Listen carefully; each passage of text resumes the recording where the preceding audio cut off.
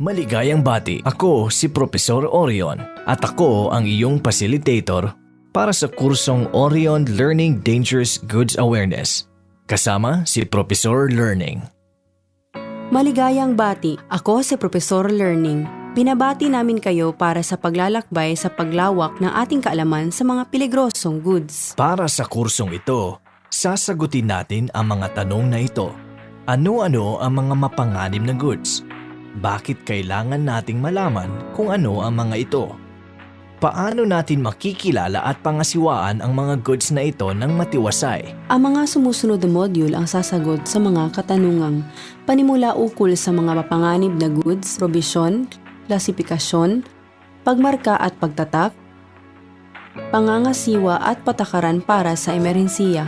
Ating simula ng unang module na ang saklaw ay ang mga definisyon ng mapanganib na goods. Bakit may mga patakaran at regulasyon para sa maingat at transportasyon ng mga mapanganib na goods sa himpapawid? At sino ang nagbibigay kahulugan nito? Ating simulan sa pagbibigay kahulugan ng mapanganib na mga goods.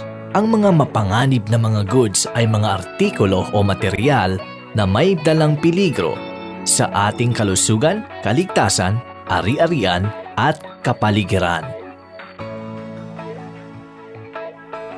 Ang mga halimbawa ng mga mapanganib na goods ay mga pesticide, petrol, pintura, silindro ng gas, oven, panlinis ng sariin, pangpaputi, pandikit at mga aerosol ay kinukonsidera bilang mapanganib na goods. Para Ating maunawaan ng husto ang mga peligro ng mapanganib na goods, ating alamin ang insidenteng ito.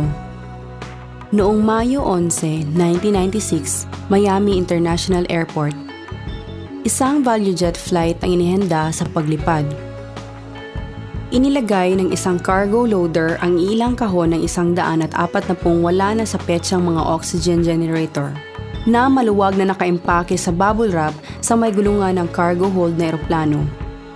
Ang eroplano ay nagsimulang umusad sa runway. Ang pagkilos ng ito ay naging simula ng pagliyab ng isa sa mga maluwag na nakaimpaking oxygen generators. Biglang ang lahat ng ito ay nagsimula na ring lumiyab. Ang ibabaw ng metal na generator ay biglang uminit ng uminit.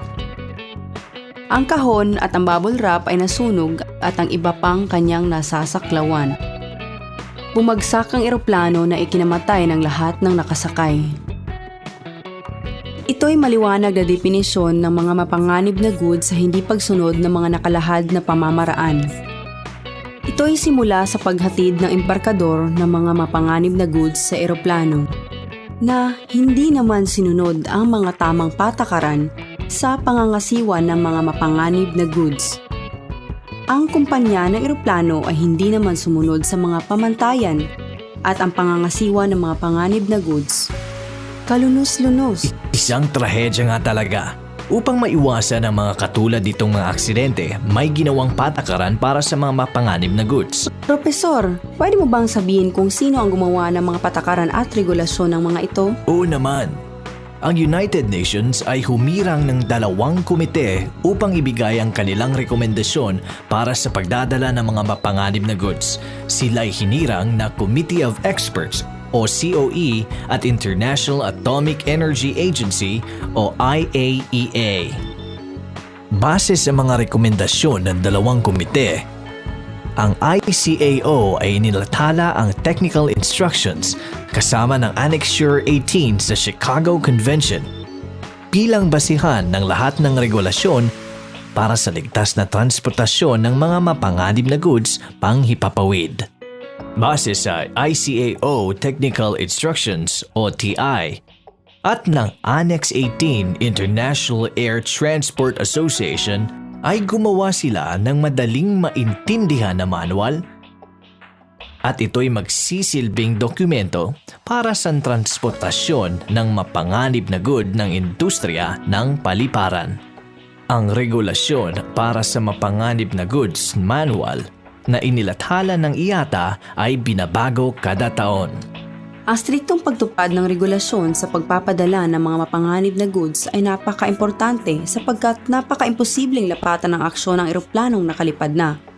Habang nasa himpapawid, ang mga kargamento ay exposed sa matinding pabago-bagong temperatura, puwersa ng akselerasyon at padyanig, kasama na ang pabago-bagong presyor ng hangin. Kaya't napaka-importante ang kaalaman at ang pagsasanay para sa mga mapanganib na goods ayon sa Civil Aviation Regulations. Propesor, kung ang mga ito ay mapanganib, bakit ito pwede ihatid ng eroplano? Kailangan nating isakay ang mga mapanganib na goods sa eroplano sapagkat komportable ito sa mga pasahero at madali. Ligtas na operasyon ng eroplano, pangangailangang komersyal at pambansang emerhensiya. Noong Oktubre 28, 1998, isang pasahero ng Northwest Flight 957 galing Orlando, Florida, papuntang Memphis, Tennessee ang nagdala ng 2 galon ng likido na may oxidizing at corrosive na katangian.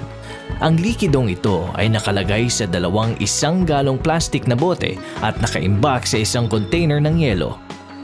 Itong corrosive at oxidizing na likido ay tumagas sa eroplano at kinontamina ang 3 sako ng koryo at iilang malalaking bagahe. Nung nakalapag na sa Memphis, ang mga humahawak ng kargo ay nakaligtaan ang tagas. Akala nila ay tubig lamang ito. Nilipat din nila ang ilang bagahe sa kabilang eroplano, kasama na din sa Northwest Flight 7 kung saan ito'y lilipad papuntang Seattle, Washington. Nang lumapag ang Northwest Flight 7 sa Seattle, 2 bagahe sa kompartimento ng kargo ay nasusunog. Dahil sa insidenteng ito, maraming pasahero ng eroplano ang kailangang magamot.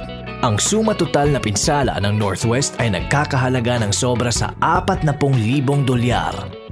Ngayon at alam na natin ang mga peligrong hatid ng mga mapanganib na goods, ako'y sigurado na tayo maging maingat at mapagbantay sa pangangasiwa nito. Ngunit, ang ating mga pasahero ay hindi alam ang mga peligro nito at magdadala ng mga mapanganib na goods na kanilang akay-akay o sa kanilang mga bagahe.